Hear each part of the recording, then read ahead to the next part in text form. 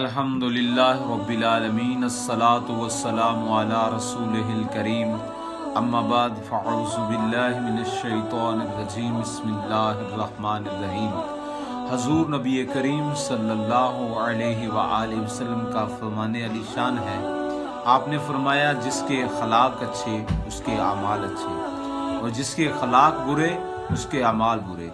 تو پیارے آقا تاجدار مدینہ کے اس فرمان علی شان سے یہ پتہ چلتا ہے کہ اخلاق بہت بڑی چیز ہے۔